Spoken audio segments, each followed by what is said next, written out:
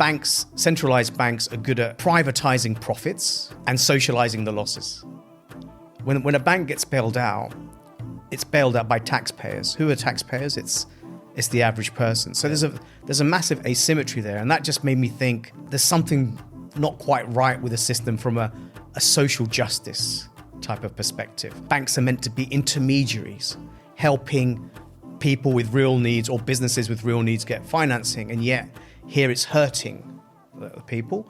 And then Islamic finance, which was more about asset finance, equity finance, non-lending, etc. So that's where it started. But actually, it was actually the Marhaba project. I bought some Bitcoin, I bought some Ethereum, and then I just had this epiphany moment where the problems that I had seen, the technology solutions that are very fringe, happened to align with halal Sharia investment principles. And that confluence of tech, money, faith, I just had this moment and I thought, okay, this is the future. In today's episode, we are talking all things crypto with none other than Khalid Howlader, decentralized finance evangelist and the chairman of Marhaba Network, a platform dedicated to building a halal Web3 economy. We discussed everything from the origins and the dangers of fiat currency and how it broke away from a gold-backed system, just how halal cryptocurrencies really are, and how a Bitcoin and decentralized financial system could be the future for a truly halal economy. As always, I'm your host, Areeb Siddiqui, and this is Muslim Money Talk. Before we begin, we actually noticed only about 10% of you are subscribed to the podcast. So if you like what you're listening to and you want to hear more from us and see more things Muslim and money related, then please consider subscribing and, of course, leaving this episode a like and share it with your friends, leave us a comment or a review, because it really, really does help us out and help more people to find us. Thank you. Now back to the show. Khalid, assalamu alaikum. Wa alaikum salam. Thank you for joining us on a very interesting, hopefully I'm expecting to be a very interesting episode of Muslim Money Talk. Our first time we're delving into crypto, DeFi, all of this thing, which is one of the most hotly requested topics that we have. Yep. So before we kick off, Khalid, you're the chairman of a halal DeFi company, startup Marhaba, and also a self-professed DeFi evangelist. So before we begin, can you just give a definition as to what is DeFi, what is decentralized finance? Probably the best way to look at it, if you think about the existing system, it's centralized finance. Centralized in that the main actors are banks. And you put your money in a bank and the bank lends out the money. And why is that? Because you trust the bank. It's a safe place for your money. They're regulated, good governance, good transparency, et cetera, et cetera.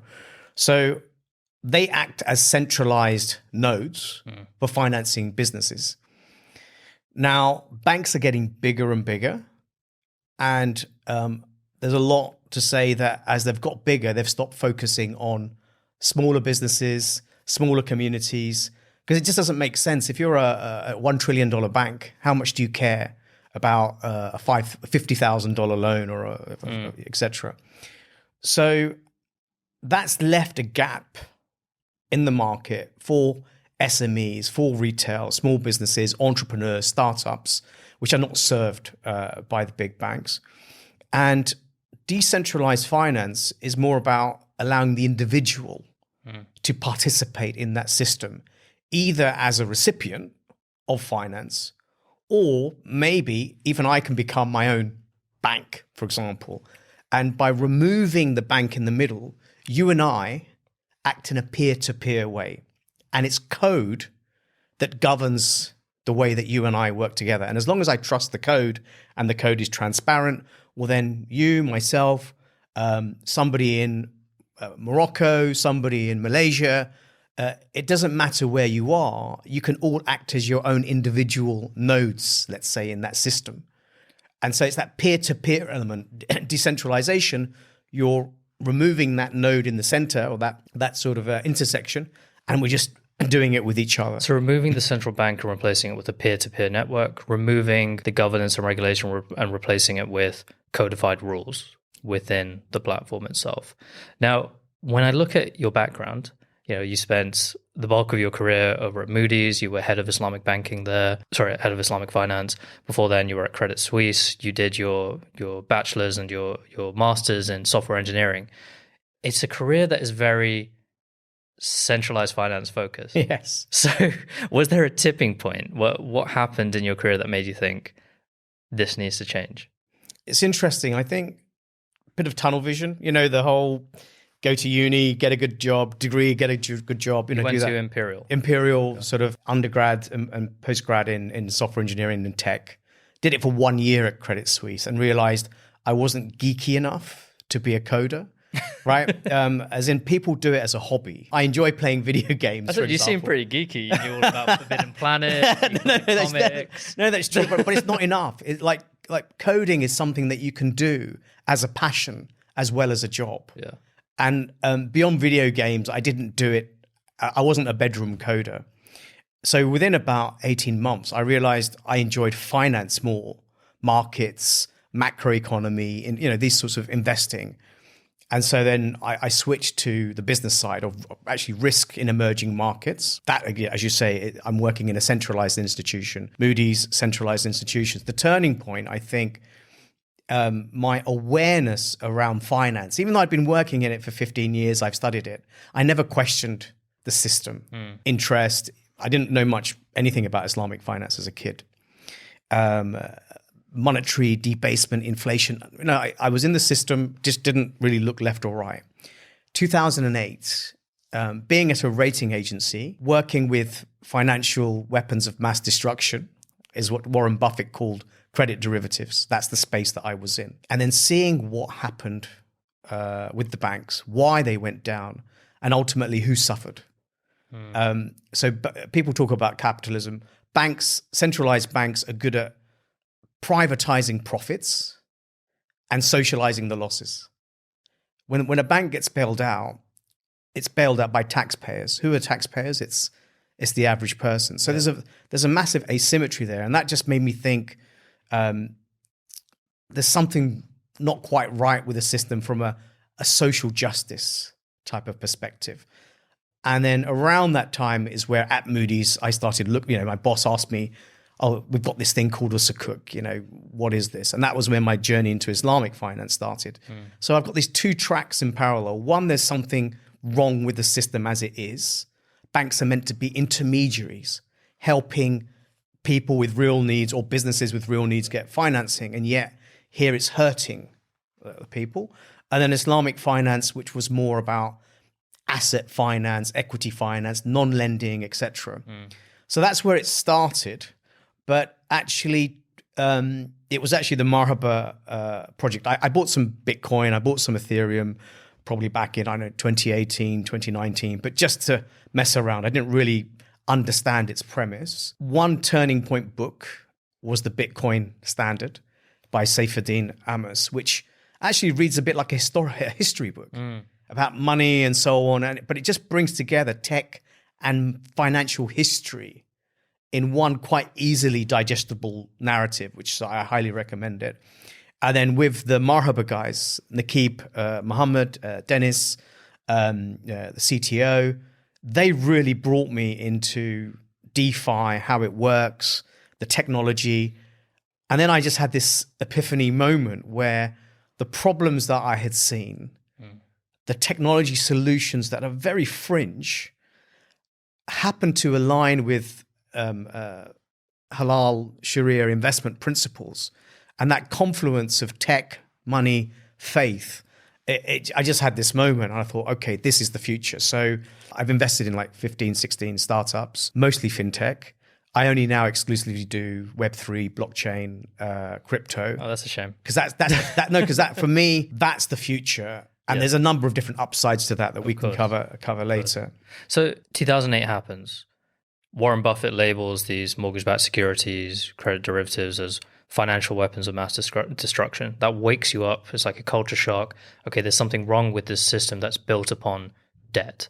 You become aware of Islamic finance, and then you kind of see crypto or this cryptocurrency type system could almost be a throwback to a purely Sharia form or completely ethical. Let's not say it's just for Muslims. It's a different way of doing financial services effectively.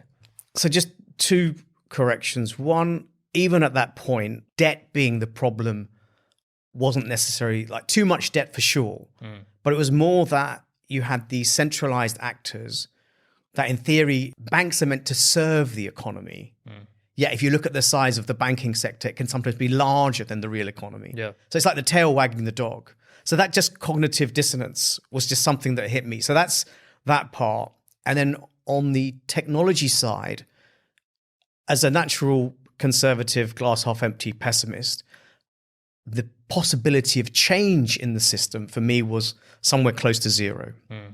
The incumbent powers, the institutions, the money, it's just too much. Now, Bitcoin has come from the bottom up. Zero institutional adoption until pretty much this year. So you've got 15 years of retail people doing commerce with each other, using it as a store of wealth. So it's actually come from the bottom up. Why is that possible? It's this technology that we've never had in history, human history. We've got a technology where you and I, myself and somebody else, I don't even know the person, I can transact. That's extremely powerful and it's viral.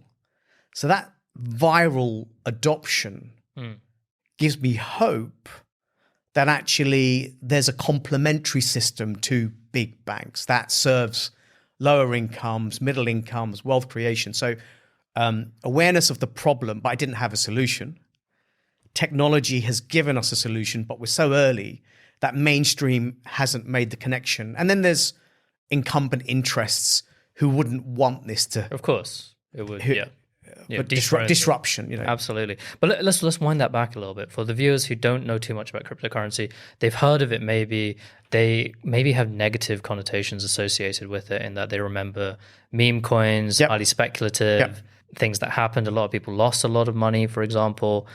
Why do you think crypto could be a truer form of money, and what is money really meant to be? So look, firstly, crypto is a very generic, loose term, and there's probably about 20,000 different coins out there, and you can call them tokens, you can call them coins or a cryptocurrency. I don't believe at all that all of them are remotely currency.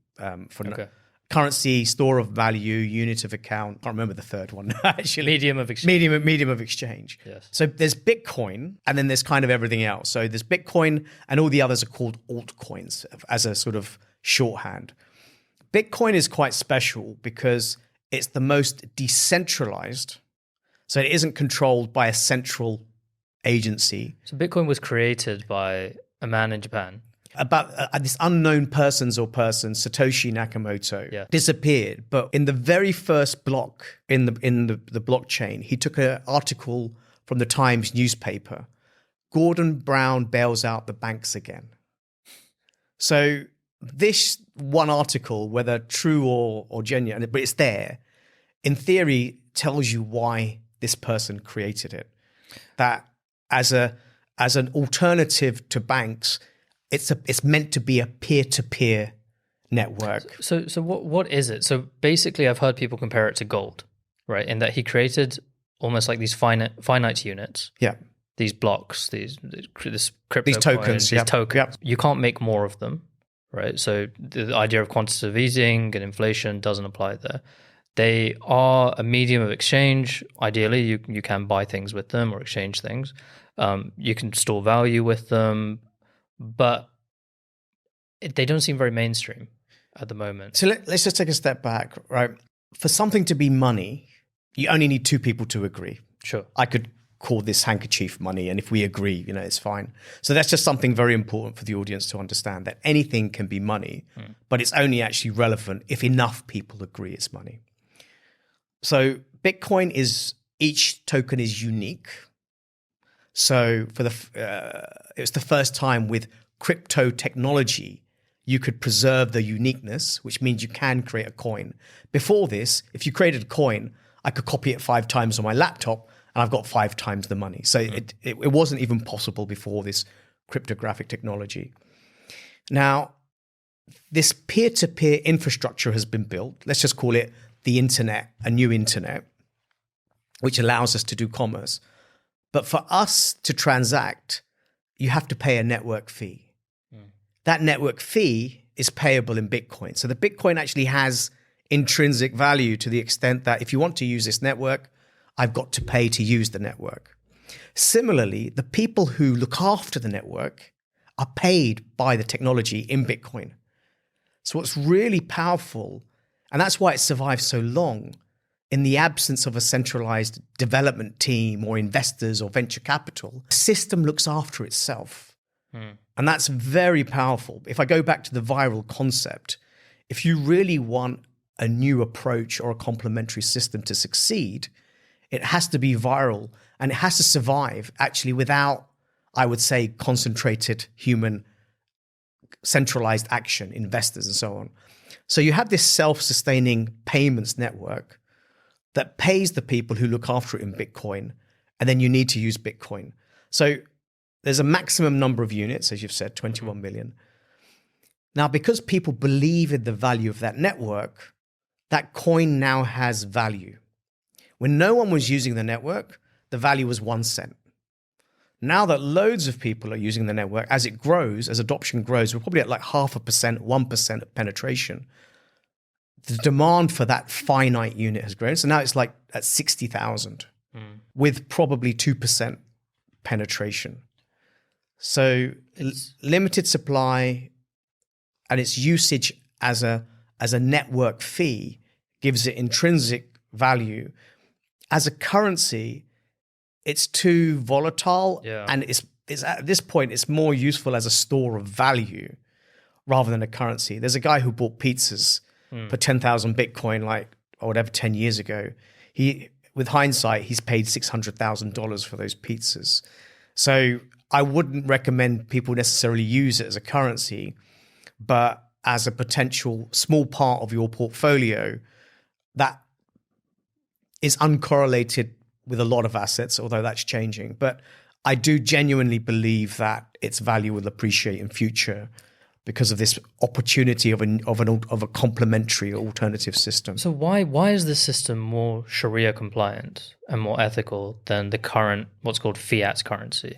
And I guess how did fiat currency come about? Up until 1971, in theory, the US dollar was backed by gold. So people can't carry around gold in their pockets going back, hundreds of years. So we have a piece of paper that says your £5 note means there's £5 weight of gold at the Bank of England or something. So you carry around bits of paper as a substitute. But at any point in time, in theory, you can redeem that note and get your gold. The US creating money couldn't back all that money with gold. All the central banks in the world were holding their gold with the US, Fort Knox, etc. And then they wanted it back and he said, no way. And then he broke the gold standard. So this breaks the link between money as a way to exchange value, physical, tangible value, and it now becomes just this arbitrary entry on a ledger. Wow. So until that point, 1971, all money was backed up by gold. In theory, because I'm pretty sure at that time, if you looked at all the dollars in circulation, there wasn't enough gold in Fort Knox to cover all of that. So that even at that point, they had begun printing more money than they actually had gold. But you see, banks were creating money. Right. So when a bank creates money, they haven't gone out and bought gold and stuck it in a vault somewhere. So banks were creating money, but the central bank was creating money at a much, let's say, slower rate you wouldn't notice. It's like a bank. If everybody goes to the bank and wants their money back at the same time, the bank will collapse. Yes. So if everybody went to the Fort Knox or the Federal Reserve and said, give me my gold, it collapses. But if only 5% of people are redeeming dollars for gold, it would have worked. But then people became sensitive to the US position. It was spending so much, borrowing so much, thought, you know what, let me get my gold back. When they started doing that, they said, sorry, we're not going to, technically they defaulted. There was an obligation to redeem your dollars in gold and they said no. So that was, if you look at the inflation, pre-1971, it's kind of like this gradual incline that is manageable by most people and maybe not even noticeable. Prices go up 1% a year, 2%. Then you look at post-1971, money supply and inflation. The moment you broke the gold standard, you can just create money from nothing. if you create money without a corresponding production of assets or services or wealth, all you're doing is putting more money in the system and you bid up prices. So your house, which might have been worth 100 before, the bank will give me 20 of money that it's created from nothing. Now I can bid 120 for that house. Then the next person comes along and bids 140 and 160.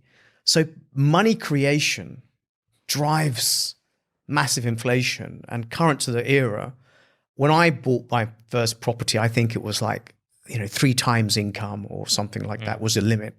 And now it's 5. And look at house prices. Inflation of assets has way outpaced the rise in wages. And that's creating a social problem that we're seeing all across the country. And a lot of that is because of the inflationary nature. Once money is depegged from something physical, I can create it, pump money into the system, and then inequality. There's a lot of consequences that I could fill a whole podcast with. I would almost ask, how did they get away with it? How did Roosevelt manage to push that through? How could you say, okay, we're just not going to link this money to anything real? It almost becomes imaginary at that point. Confidence, right? Everything is about confidence. Great Britain, 100% debt to GDP. This money is not getting paid back, but they're likely to, through taxes, inflation, reduction in public services, they'll bring it down in real terms.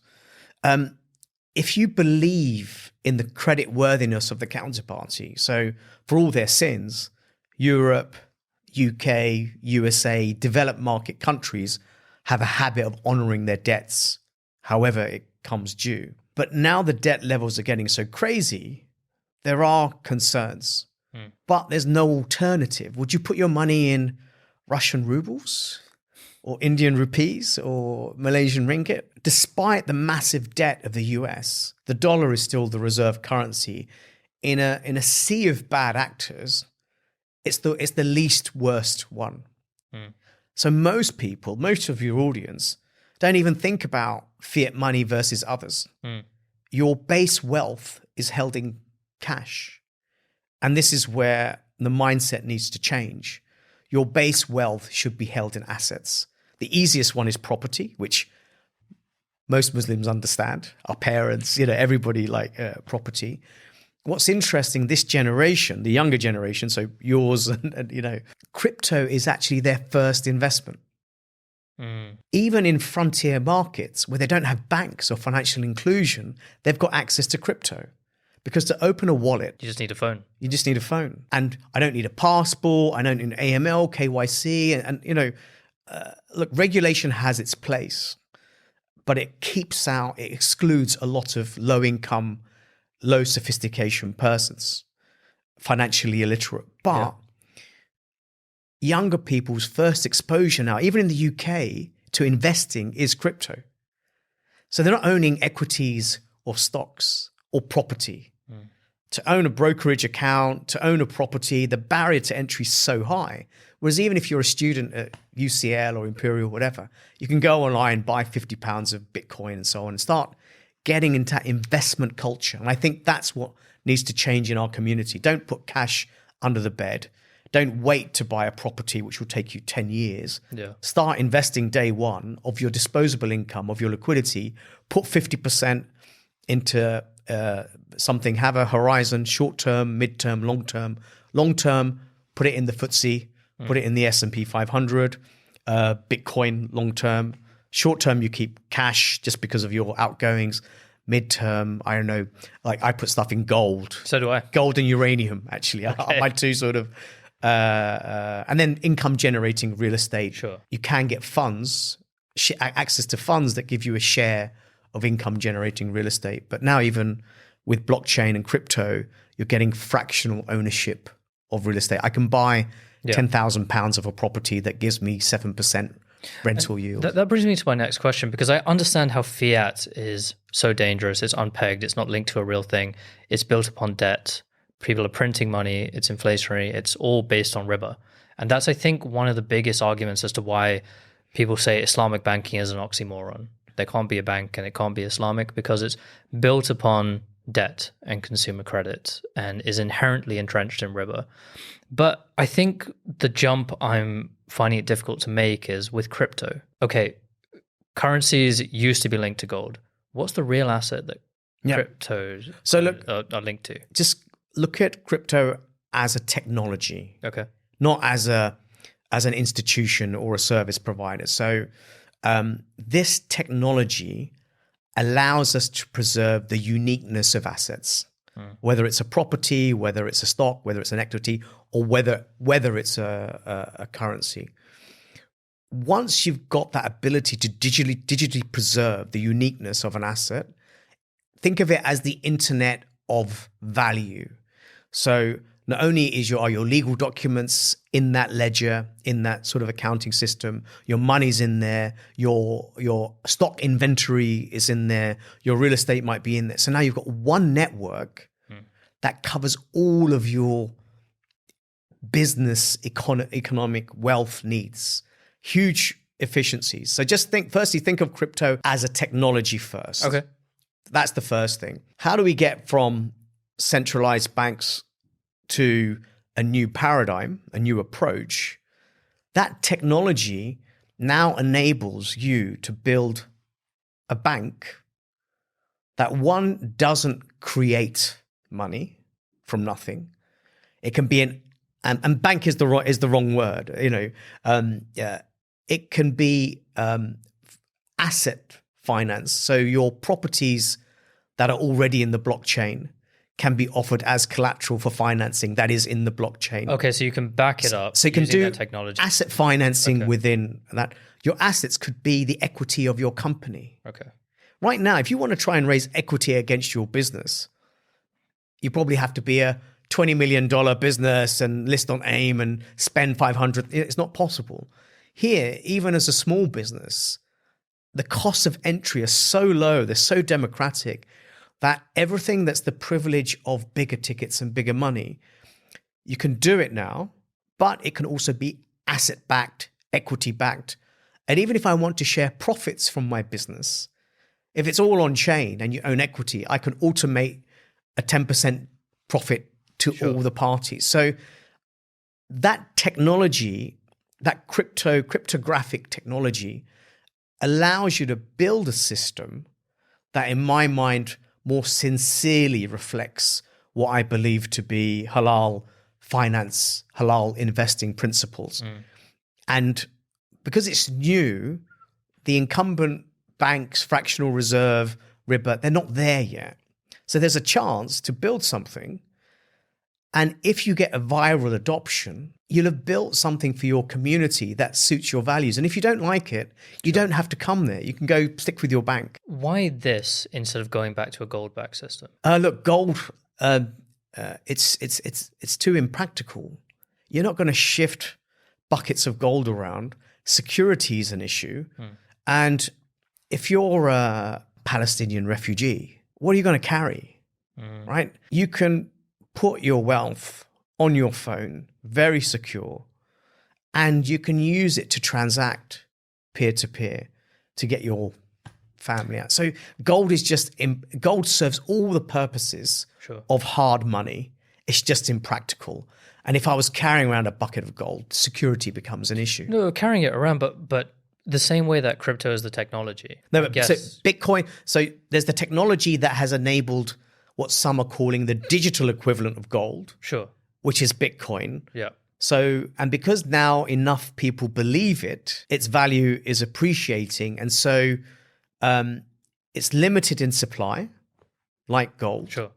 And it's not inflationary, like gold. Because you can't print more of it. You can't just create more of it from nothing. It takes energy and computation to produce more. And there's an algorithm and there's a whole, it's very well known how much is going to be produced. So it's got those characteristics of gold, except a 5,000-year track history. I think that's the thing. Which is quite important. That's the mountain of trust that I think it's hard for people to So that's why I'm not suggesting, like I say, I've still got gold. Yes.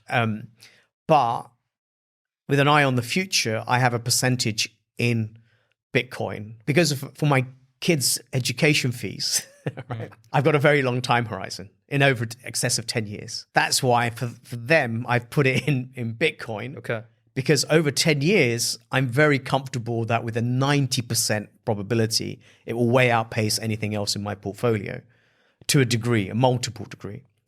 But that doesn't mean I'm putting everything in there. There's still the possibility. Roosevelt in 1933, when the currency was debasing and people were starting to hoard gold, he expropriated all the private holdings of gold, the land of the free. So this isn't ancient. People couldn't own gold anymore. Yeah, you had to turn it in. Wow. Okay. And there was a market price for gold that was $24 an ounce at the time. So the dollar, people were starting to hoard gold because they didn't believe in the dollar. This was way back when the dollar was way less indebted than it is now.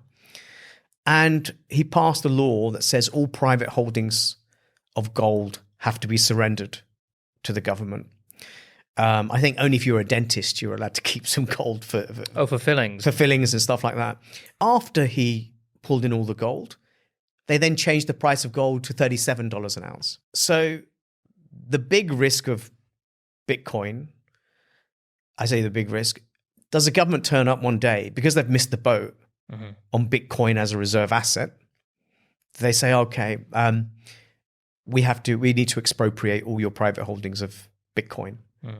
And it's feasible. Like when I found that out about the US, I was shocked. I didn't think a free market libertarian economy would go and take the gold from the population. But as countries get more indebted, I think you're going to start to see a bit more of these stress possibilities of outcomes. And Bitcoin to some degree is a bit of a hedge against that. So let's do a thought experiment. Yeah. Because let's look at a country like Pakistan. Yeah. Pakistan is so entrenched in debt. It owes huge sums of money to the International Monetary Fund. They are barely able to pay interest payments, let alone ever pay off the sums that they owe. For a country like them, could that be a turning point where you could say, listen, let's get rid of the currency. Let's go down this idea of using Bitcoin across everything. You've got a population where only 20% actually have bank accounts for a number of reasons. A lot of them don't want to pay tax, so that's why they do it. But most of the population have mobile phones. I think they've got like an 80, 90% penetration rate. Is there an opportunity for a country like that? Could that be a turning point whereby you see mass adoption of this technology? Any central bank is loath to give up the privilege of printing money. It's a way to pay for things. Could be good things like public services or bad things like war without actually having accountability to the population. Because it's a stealth. Your inflation is a stealth tax. And in the UK, we're seeing that. Whereas direct taxation, if we taxed for the NHS, for the Ministry of Defence, everything, tax rates would probably be 60, 70%. I'm just coming up with a number. But because the government funds itself from borrowing and printing money, before you didn't used to notice it, 1 or 2%.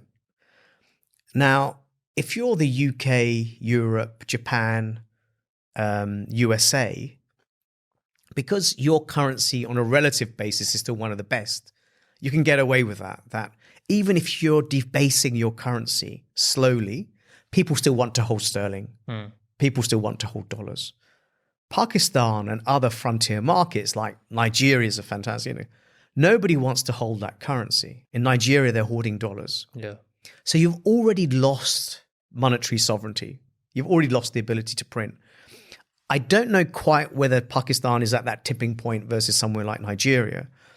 But if you've already lost that ability to abuse your currency, because people don't want to hold your because people just don't want to hold it full stop, okay, then you can't actually, that privilege of seigniorage, of creating money from nothing, isn't worth a lot to you. And maybe you are thinking, how do I have a reset?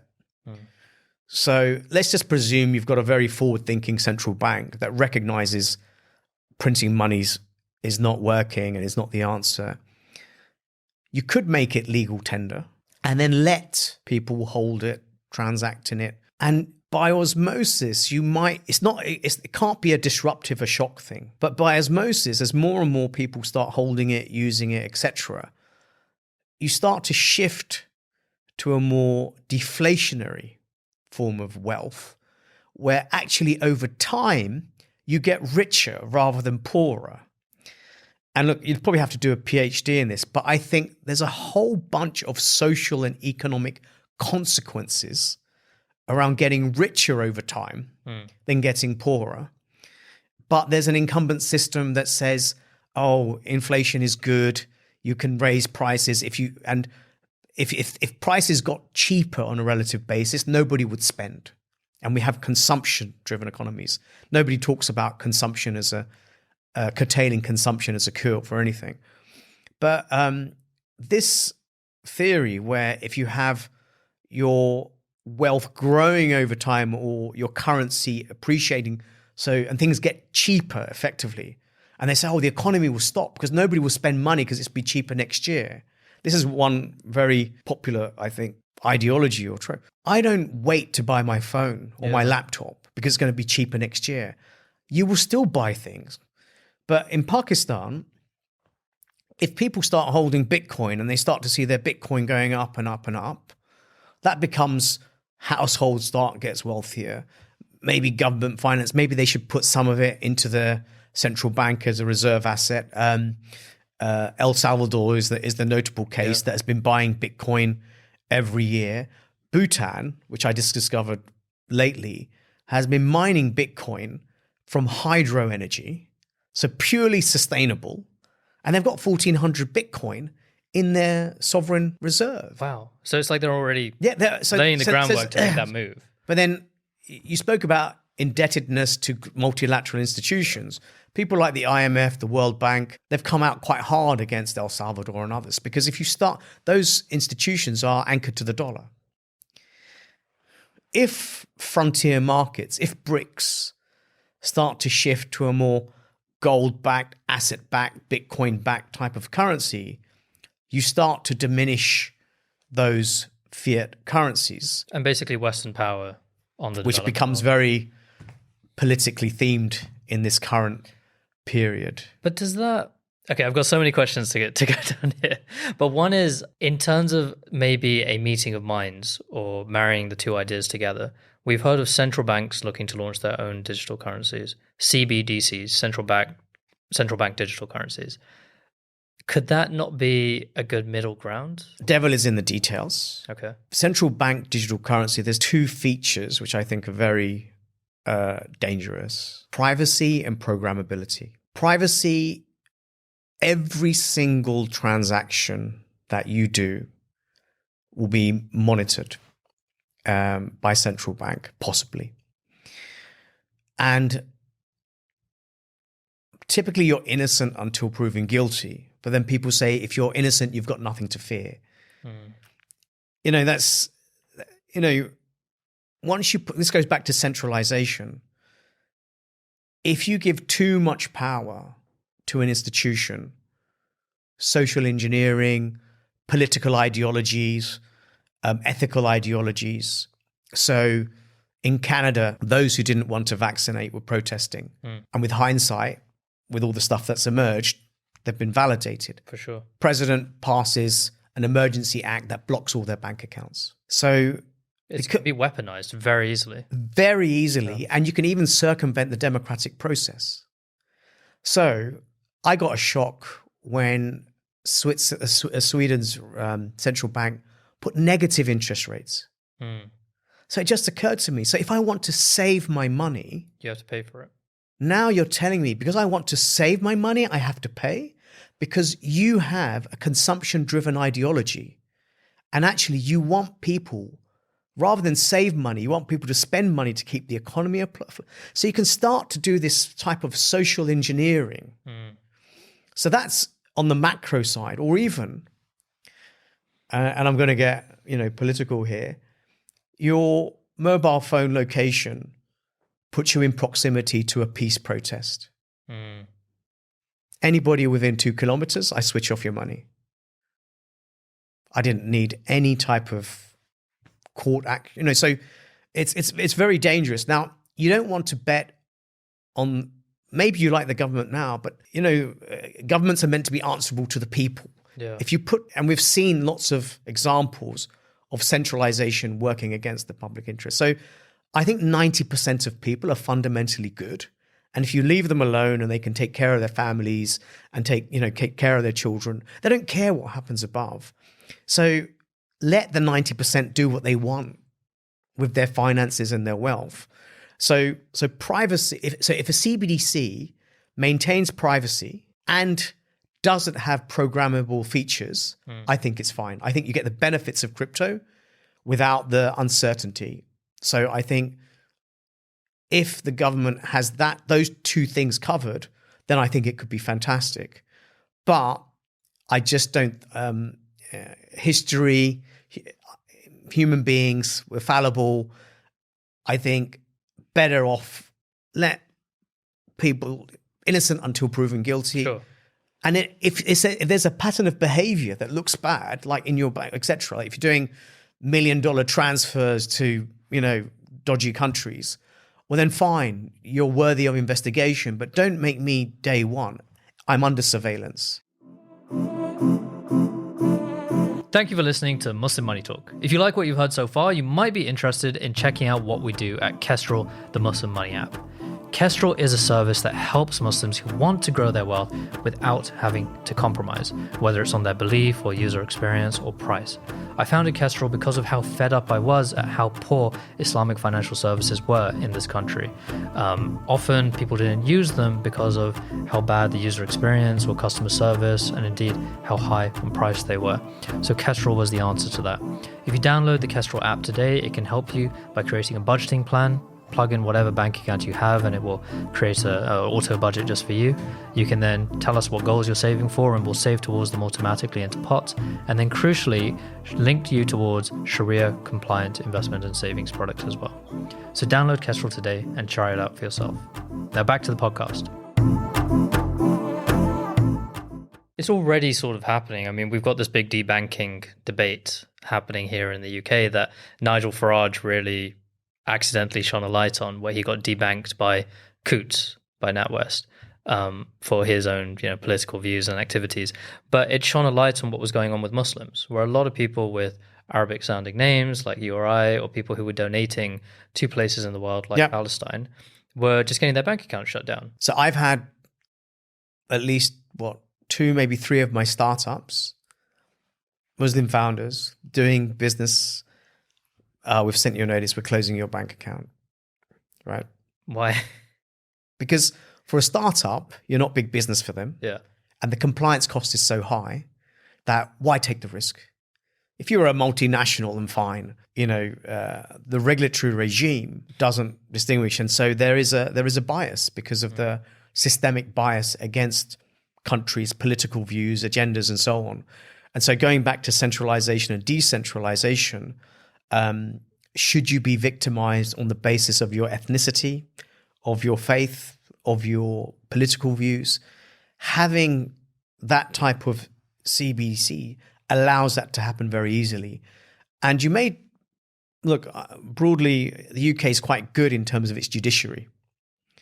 Rule of law, I'm a fan of rule of law, to be transparent, and rules-based order. But politicians come and go. Yeah. Regimes change. And so we're heading at the moment towards a very bifurcated system. Extremes, it's the middle, you're okay in the middle, but extreme socialism and extreme authoritarian fashion, these are both dangerous extremes. And at the moment in Europe in general, we tend to be moving because the center has failed most people over the last 15 years. People are like, you know what, I'm getting poorer every year. Hope for my kids, etc. Maybe I'll vote for this guy or this lady. Yes.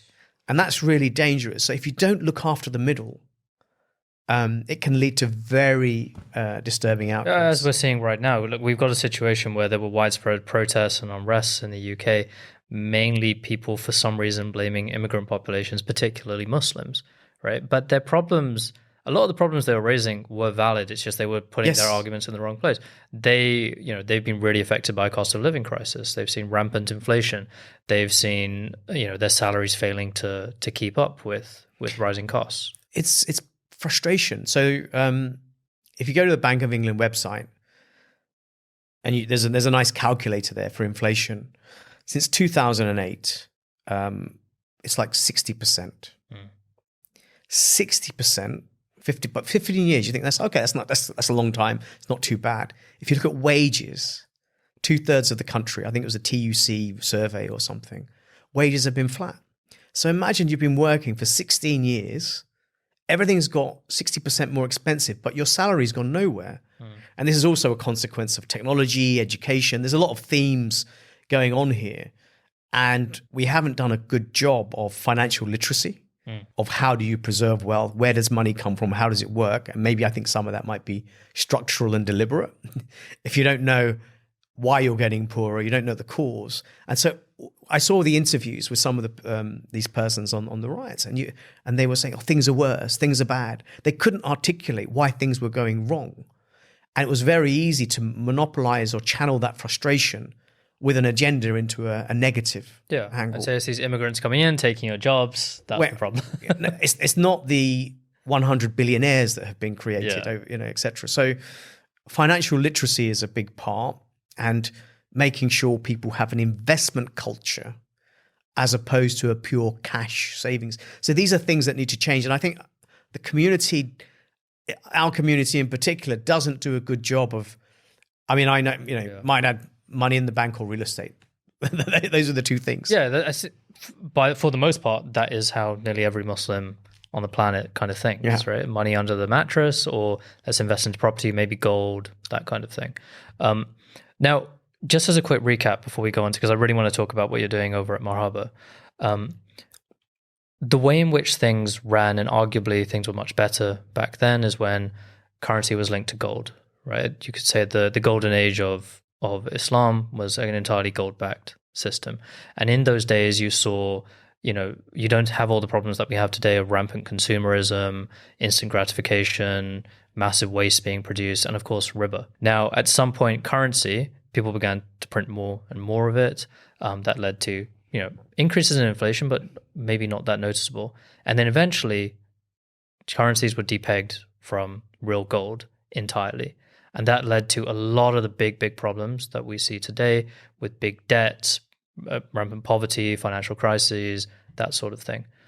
Your argument is that a lot of that is due to a centralized financial system having these, central banks having complete control over wealth and effectively the futures of all of us. And also, even as an economic ideology, most growth is predicated on consumption.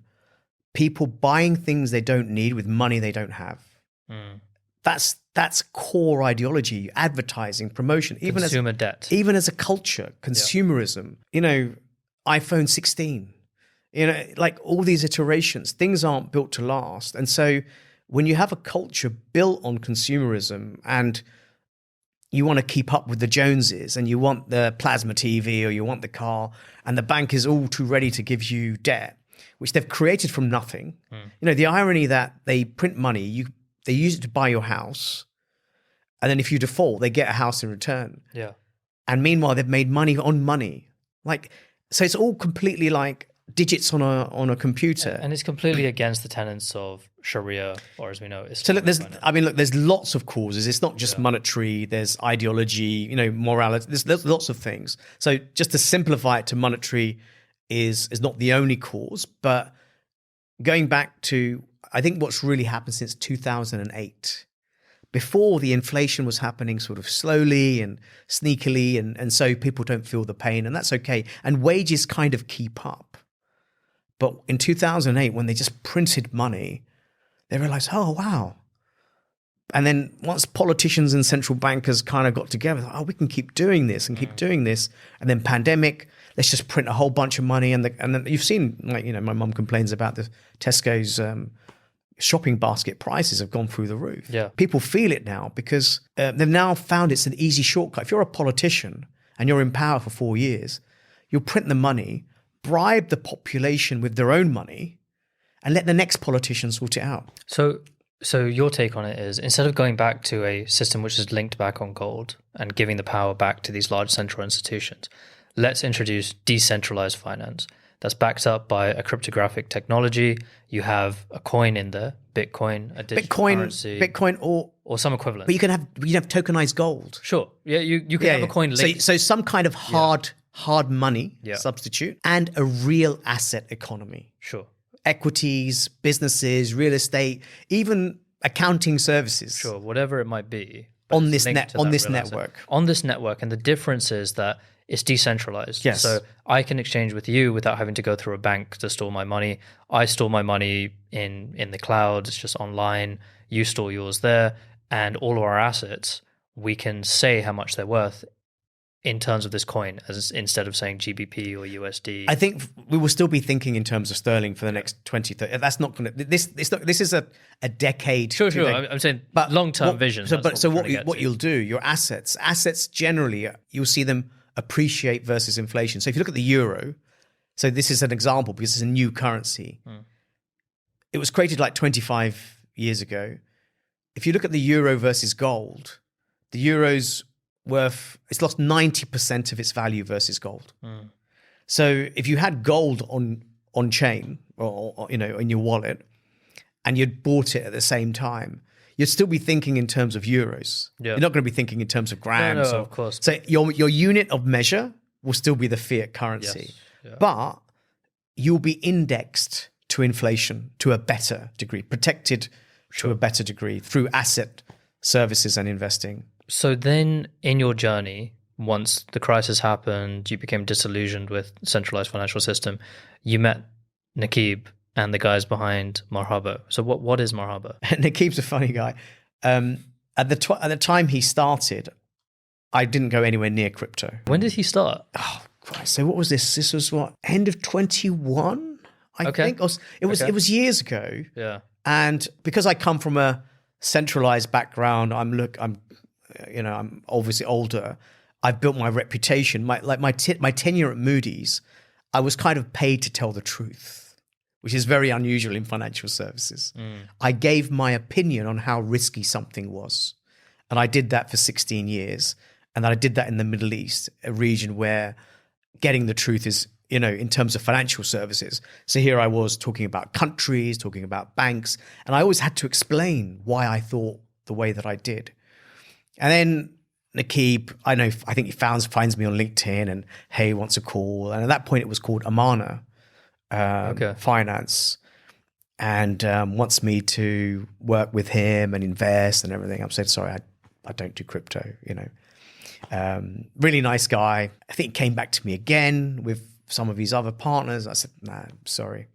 The third time, and I started to be a bit more into it, but still I wasn't investing. He brought along his lawyer, his lawyer who was, I think he was Filipino Italian, and a regulated professional, right?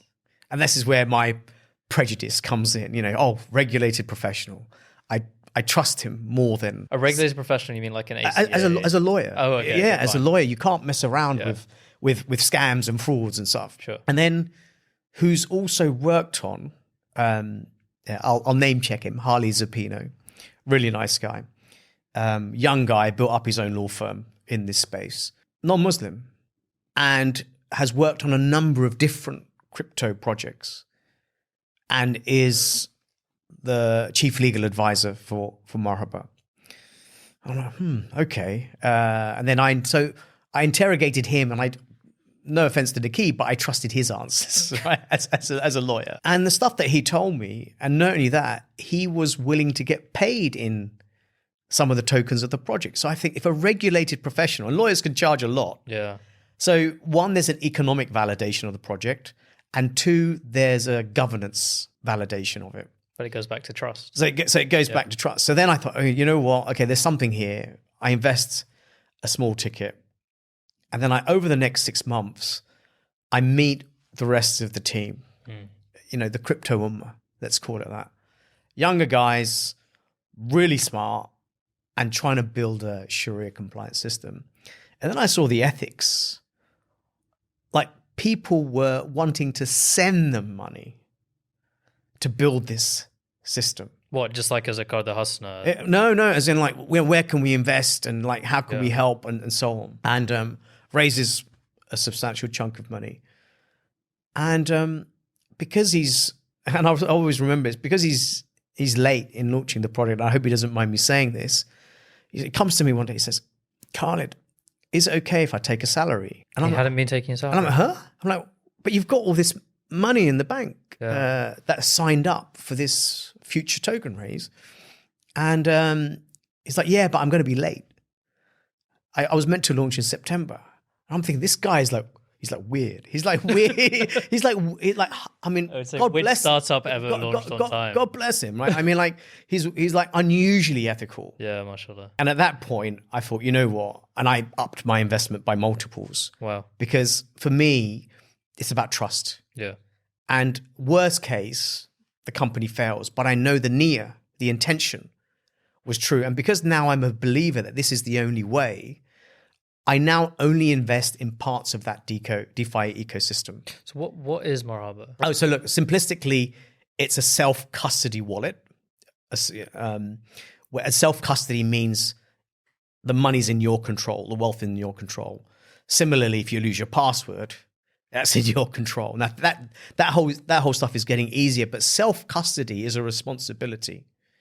So it's not for everyone at this point in time because there's still a complexity friction. So what do you mean by self-custody? So right now, your money's in the bank. Yeah.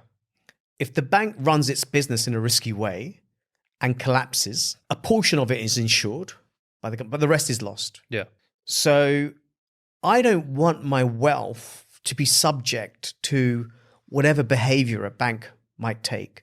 Similarly, on crypto exchanges, Binance, FTX, you put your wealth in that exchange, but you don't have control of those keys. And what is happening behind the scenes is based on trust. And as we saw with FTX, the guy was using customer funds to fund his hedge fund business and so on. Allegedly, yeah. Right? And so self-custody says nobody has access to your money except for you. So you're basically selling almost like a digital vault to a person. Yeah, so think about it as a digital. So that's at the simplest. It's a digital vault, as you say, for your own wealth. But the thing is, you're giving them the key and the code. And like, look, if something happens to this, it's on you because we can't recover it. Yeah, we don't know what you're doing with it. You can't just say forgot my password and we'll send you. Well, version 3 and version 4. Sure. There's ways of solving these problems because if you want to mainstream it, you have to solve losing a password, right? It's just like, except also there was an issue with beneficiaries. People pass, and then no one else in the family knows the keys, right? So now if your wallet goes dormant, it notifies 2 beneficiaries and says, hey, if you both agree. So there's ways of solving that problem. But think about it as this wallet under your control, but it's a super app in the sense that you've got wealth, you can buy gold, silver, as well as Bitcoin, and now you can earn 7 to 8% on dollars. So that's the wealth side, but also just to be sure, you're going to have payments, remittances, because it's using blockchain rails, costs and so on. You can get your prepaid MasterCard, Visa card with crypto. Okay. So everything is, you can buy your Amazon gift vouchers, your Netflix, your... So if I were to sum it up, it's a decentralized finance platform that allows you to buy and sell cryptocurrencies, primarily Bitcoin. Oh, well, actually, there's a Sharia board. Sure. It screens tokens. So it screens, and as long as they're Sharia-compliant. So the only ones that are in there have been deemed halal by the Sharia board. So it's a platform. I can buy and sell only Sharia-certified cryptocurrencies. Assets, yeah. I'd say crypto assets. Because gold and silver, tokenized gold and silver is a crypto asset. Sure. Fractional real estate on blockchain is a crypto asset. It's an asset that uses cryptographic technology. Okay. Whereas currency and coins, it's a bit narrow and it has a... So if I were a user, I would download this app, Marhaba. I've got, I don't know, say 100K of pounds in my bank account. I'll say, I'm going to convert that all into Bitcoin. I can do that through Marhaba. I can buy that in there. Within that, Marhaba can give me like a debit card, which I can then spend. Yeah, a prepay card. A prepay card. Yeah, so that's coming. So our own prepay card will come eventually. But at the moment, MasterCard and Visa both offer a card where you can buy a $1,000 MasterCard with crypto And so you get your own, it's a virtual MasterCard. And then you chuck it into your Apple Pay or Samsung Pay. And then you're effectively, so you buy your prepaid card, but you're still buying a fiat MasterCard. So you're not spending your crypto, you're sort of buying a fiat MasterCard prepaid card with crypto. But because the ramps are still quite challenging, and there's a lot of this generation, your generation, who actually don't trust banks. They've already grown up looking after their own wealth. Self-sovereignty, self-custody is natural for them. And so for them, it's like, well, yeah, why do I don't need a bank, which is very disruptive. And so I don't want to then convert my crypto into dollars and so on. So this just enables you to do it. Do you think people are ready for this? No, not mainstream. You need to be tech literate. It needs to become like internet banking. At the beginning, internet banking, people were all scared about fraud and criminal. And now, like, you don't think twice. So if you look at the interfaces of this stuff, like Marhaba's now, actually just yesterday or 2 days ago, released its version 3. If you compare it to version 1, even I struggle with version 1. And actually, as an example use case, my crypto was on an exchange. When FTX went down, I was like, hold on, I don't know if my money's safe. They were basically replicating banks. That's what they were doing. I pulled that in those 24 hours, I pulled my money out and put it into my Marhaba wallet. And since then, I've not gone back, because why would I take that risk? But the Marhaba wallet is safer because you're in control entirely. Yes. It's basically the equivalent of, say you were living 1,000 years ago, you had 100 bars of gold. I'm going to keep this at home with me. But the problem with that is that you can't just go out and then spend those bits of gold. You have to protect that. Also, somebody can come to your house and rob you. Someone could rob you. You can't carry around this and spend it at places. But with the advent of technology, mobile phones, you can just spend through the tap of, just tapping your phone somewhere effectively. Okay. It sounds incredibly exciting, but I just wonder what would it take for mass adoption to happen? Are we just waiting for an inciting incident? Does it have to happen country by country, like we saw with El Salvador and Venezuela gave it a go? You say Bhutan is buying up Bitcoin, but do you have any ideas? So a couple of things. I mean, firstly, making money is usually the biggest sort of incentive. And I think fractional real estate is something that will appeal to the community, because it's something they understand, and you'll have a share in a property, all legally enforceable and so on. And that's with a regulated provider in Australia, of all places. And then also earning 7 or 8% on dollars is also attractive. Mainstreaming. So, for example, Marhaba has just received an investment from a Chinese origin VC. Alipay of halal Web3 is the thesis. One of their portfolios is an Umrah travel who's not doing anything in Web3. So all of them will get a Marhaba wallet, and you can buy your eSIMs. You can go to Saudi. Like when Areeb goes to Saudi, he's living off his crypto, basically eSIMs, vouchers, and so on. So in terms of an event, I actually think it's more of a gradual process that with hindsight, we had this fantastic wallet. You built a shopping mall, and then the only shops you had were edgy DeFi shops. Community is not ready. Once you started to launch consumer products like eSIMs and MasterCard vouchers and Apple Pay, then you started to see growth. So I think it's going to be a trend, but so you maybe buy in from big companies, say like you could go to Tesco or Sainsbury's, and they were just saying you can pay in Bitcoin now. That could be something that encourages. What problem are you solving, right? At the moment, I don't think anybody has any problems going to Tesco's and buying with their Apple Pay or Samsung Pay or Google Pay, etc. So I don't see that, even if Tesco's accept Bitcoin. And also, given Bitcoin status, I wouldn't want to spend my Bitcoin on a loaf of bread. I see Bitcoin as an investment hedge. But then it's not a true currency. No, it's not. It's just an asset. At this point in time, it's an asset. It's still too early in adoption. You can argue, was gold ever a currency? No, I guess it was the notes or the receipts on top. Even now, no one would use gold as a currency. No, because it's part of your investment portfolio to hedge against the currency. So no, I don't think it is a currency as yet. But once you can tokenize assets, so tokenize gold, Bitcoin, tokenize copper. I was speaking to an African. I've got some business in Africa. Tokenized coffee beans. Now, those coffee beans have a market value. Would I want to hold a local African currency or hold my wealth in coffee beans? Actually, and then if I can exchange my coffee, if I've got buckets of coffee beans on my phone, maybe I can buy a car with them. So currency, by linking your currency to something physical, I actually don't think it matters what it is because there'll be this market value. So going back to your question, what would kickstart adoption? I think people are getting more and more awareness of Bitcoin as an investment. The ETF was launched this year, fastest ever growing ETF, 1 billion in 4 days. Larry Fink, CEO of BlackRock, 10 trillion asset manager. I saw him and Jamie Dimon, CEO of JP Morgan, in Washington at an event pre-COVID.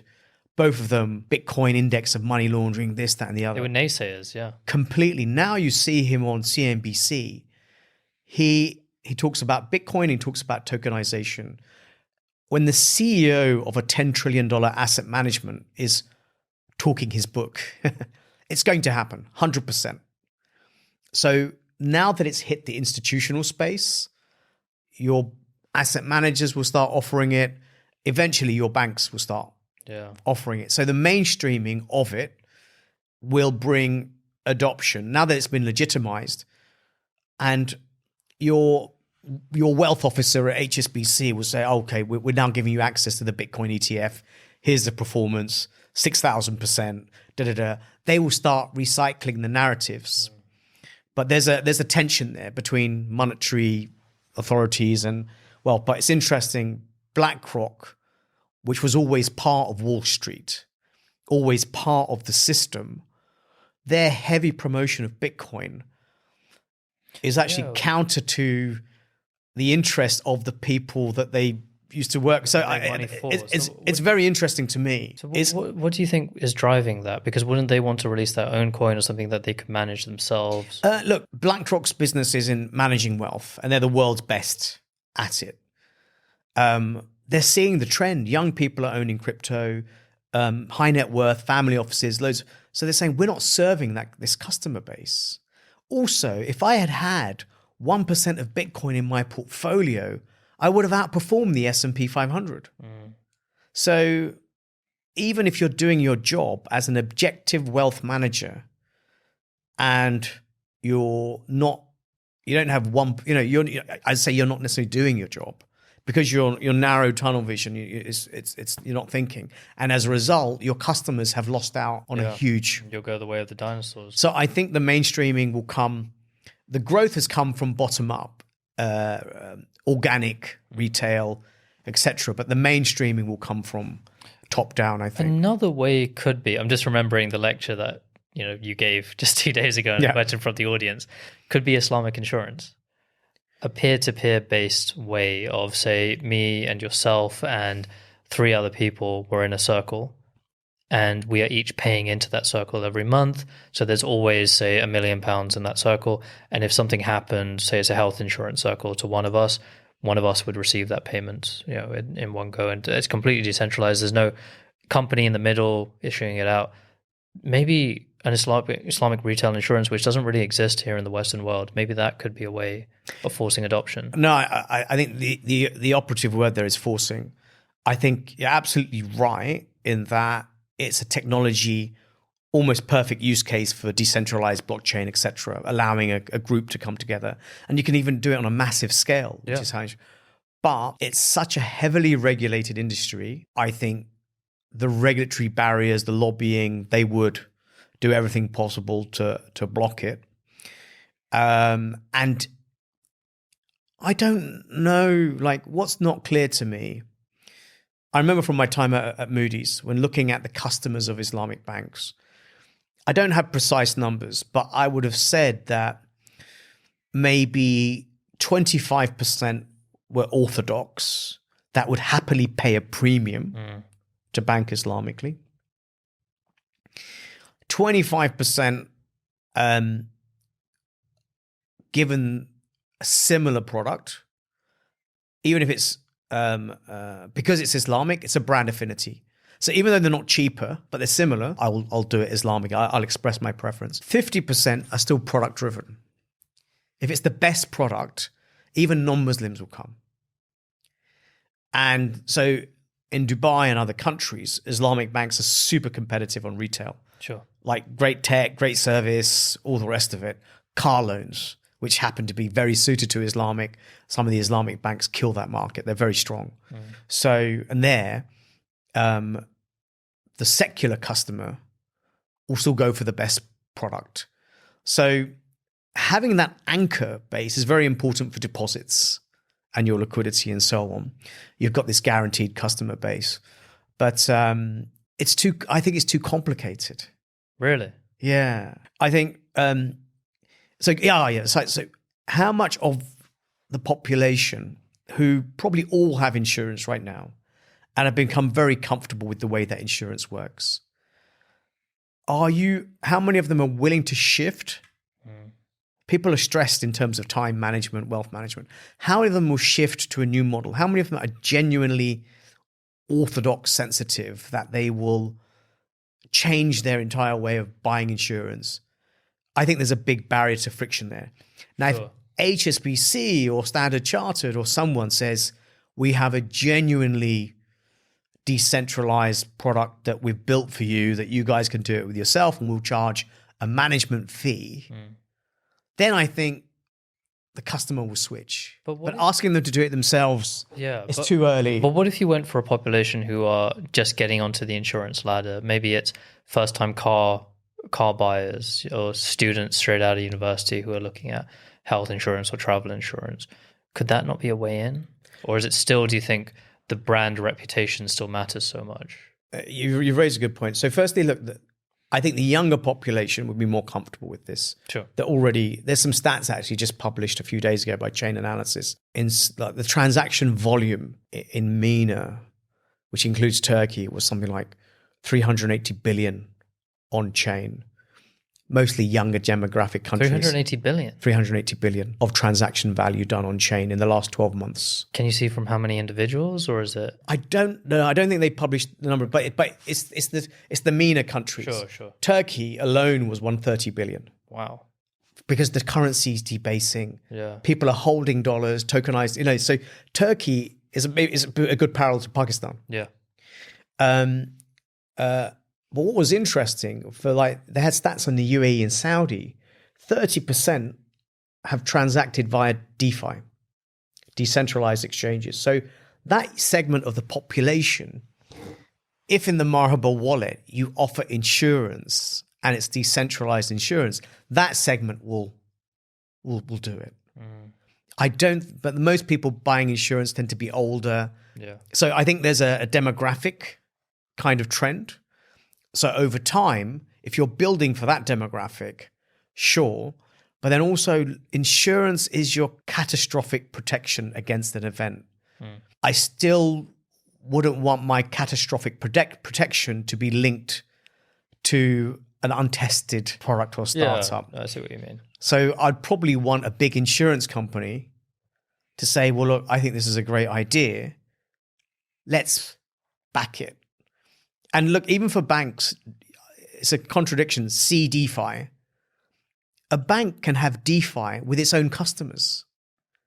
So let's say you're all clients of Dubai Islamic Bank, etc. Sure. I've got my own walled garden of KYC'd AML customers. Why don't I let them do peer-to-peer? And I just charge an administration fee. Now, as a bank, it's amazing. I don't have any capital charge on that. I could do the same with insurance. So I think there is a middle ground, and maybe this is a good, important point to make. It's not either or. I'm not an anarchist. I don't want to pull down the system it doesn't make sense. It'd also be too much of a shock, and it would lead to economic outcomes that would be unfavorable.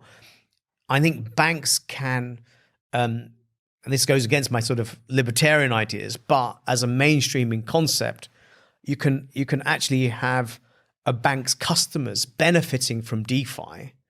And then from a regulatory standpoint, all the customers are clean, but we're fine. Maybe I can finance your business. We're both, HSBC customers, and HSBC has written the code and the protocols that protect me, but I can finance your business if I want to. And so there's almost like a marketplace. All the SMEs, all the businesses that want financing, maybe even the corner shop or the petrol station, and all their data's been verified, and the petrol station is offering me 12% return. And if it comes through my HSBC umbrella, yeah, hell yeah. Would I put my money in deposits? And so you can bring that investment culture in within the comfort zone of a bank. So I think that's a nice middle ground between people who are not ready to go. And maybe something for an innovative Islamic bank to maybe take 100%, 100%. But Islamic banks at the moment especially in the Middle East, they are so profitable. Yeah. Just doing regular vanilla intermediation and fractional reserve, etc. What's the incentive? I would say it's a duty, actually. I don't think Islamic banks have innovated. In theory, they have a mission, and they've stopped at, in my view, replicating, which in my view doesn't add much value to society as a whole. And as a social obligation, they talk about ESG and this, that, and the other. Look at what an Islamic bank does versus a conventional bank. I'm pretty sure the ESG outcomes are similar. Yeah, I think so. So a portion of their business should be dedicated to say, well, look, what are the new technologies that are consistent with a more tayyib form of banking, not just a compliant form, but a better form. And let's just fund that. And I think it's profitable. But, incumbent banks making money doing what they do, shareholders, all the rest of it, absolutely. They should be a portion of their business decentralized, or CDFI. So it's still their own customers, but letting them do peer-to-peer, it's great business for them. Yeah, and maybe that's how change happens. All right, Khaled, incredible. We are actually completely out of time. So thank you so much. I think this was an incredible conversation. If people want to find out more about you, where can they go? LinkedIn is kind of, LinkedIn is the place. Amazing. All right, Khaled, thank you so much. Assalamu alaikum. Wa alaikum salam. Thank you for listening to the Muslim Money Talk podcast. If you like what you heard, then please subscribe to Muslim Money Talk wherever you might have been listening to this. Give us a like and share it with someone who you think might be interested. It really, really helps us out. Thank you. Assalamu alaikum, and see you next time.